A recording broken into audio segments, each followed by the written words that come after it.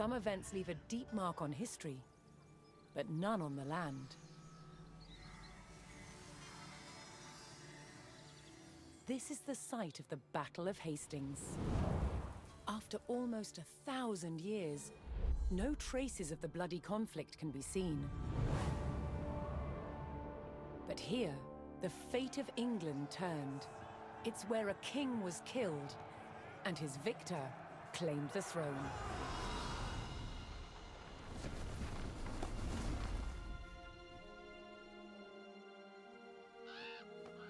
October 14th, 1066. We know what happened here on this day, thanks to this. The Bayeux Tapestry. A carefully preserved, illustrated record of events. It shows the main players. Harold, the newly crowned Anglo-Saxon King of England, and his challenger, William, Duke of Normandy. William claimed the previous king had promised him the crown. So, he assembled an army and prepared to sail to England to fight King Harold for the throne. But a storm thwarted his plans. Meanwhile, Harold discovered that a Viking invasion had landed in the north. Another threat to his crown. So he raced to fight them. In France, William waited for the right conditions to sail across the Channel to England.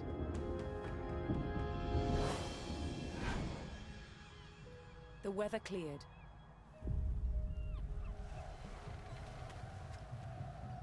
He seized his chance.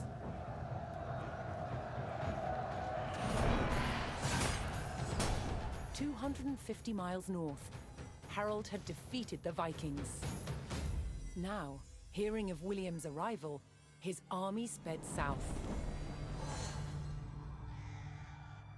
At 9 o'clock in the morning, on this hill, William's Norman army were ready to do battle with Harold's Anglo-Saxon men. The stage was set, and up for grabs, England itself.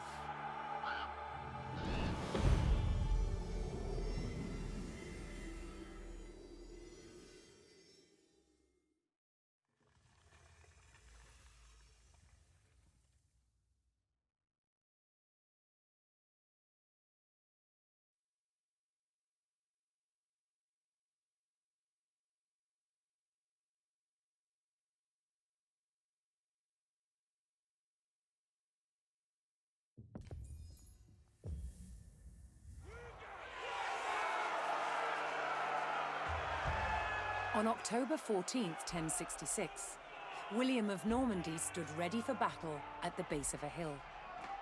The high ground belonged to King Harold of England and his Anglo-Saxon army. Here, on this hilltop, the fate of England would be decided.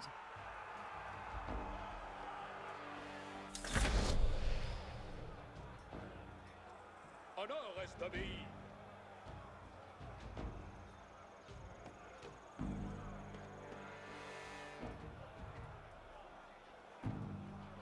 Je veuille vous obéir.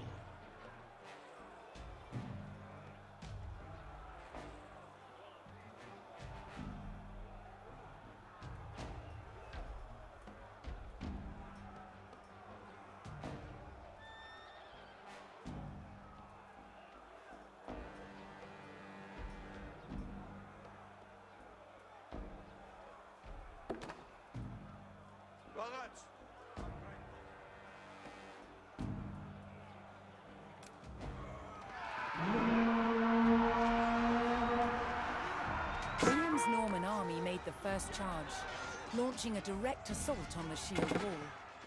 Obéir, c'est vertu.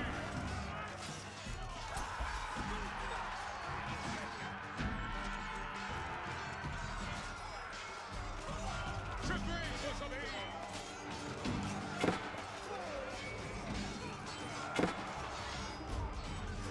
Though William's army fought fiercely against the shield wall, it would not yield.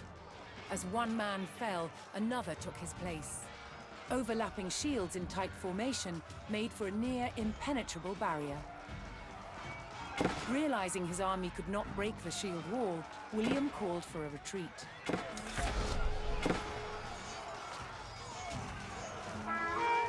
He aimed to lure the Anglo-Saxons into a false sense of victory, causing them to break formation.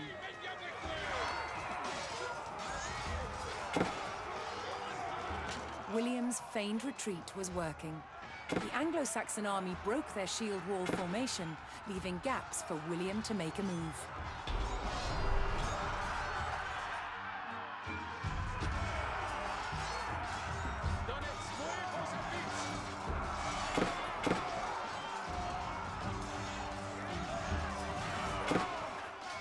With Harold's men no longer in shield wall formation, William could pick them off as they charged.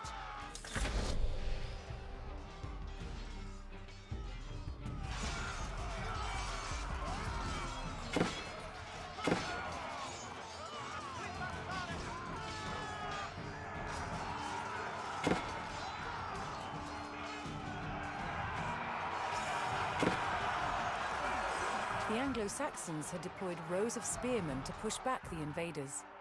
But William had an answer: his sharp-eyed archers.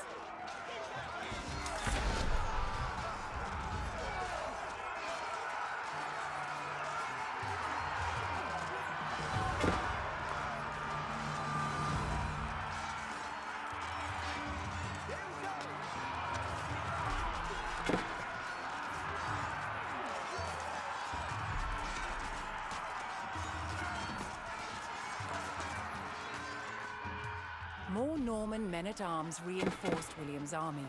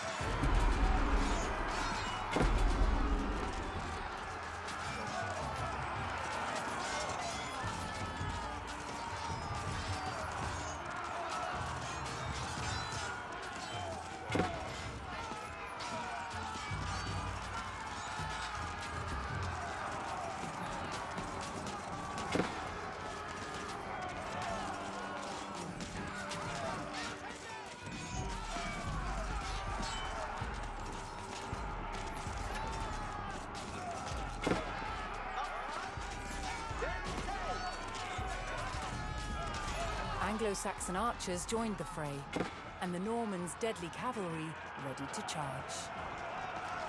But first, William's forces had to eliminate the enemy spearmen, whose sturdy polearms could easily bring down a horse.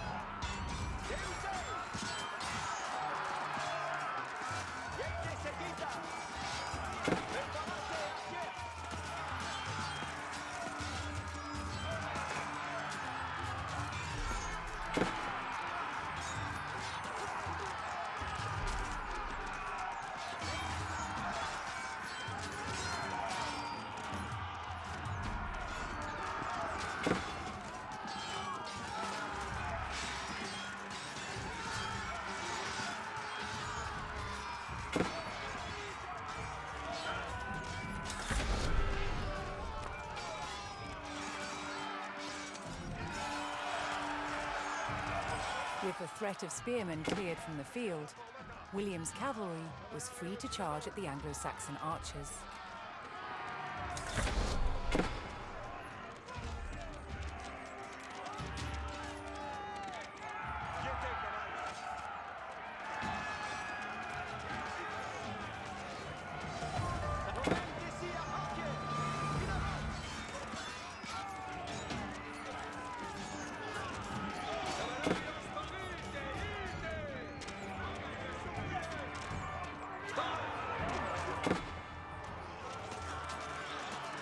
Anglo-Saxon army was in disarray.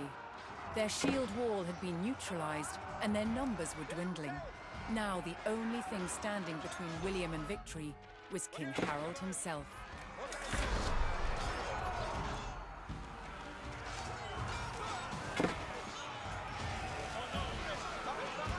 The last of Harold's men encircled their king, prepared to lay down their lives to save his.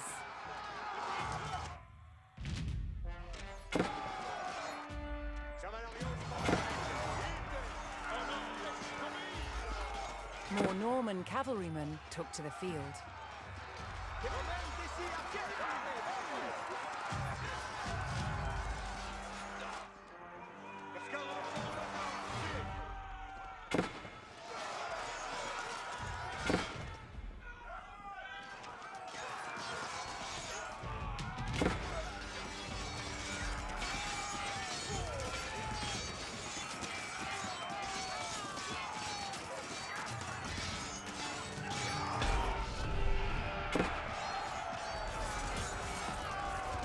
The Anglo-Saxon King Harold had fallen. In the confusion, some loyal soldiers fought to the death, while others scattered in panic.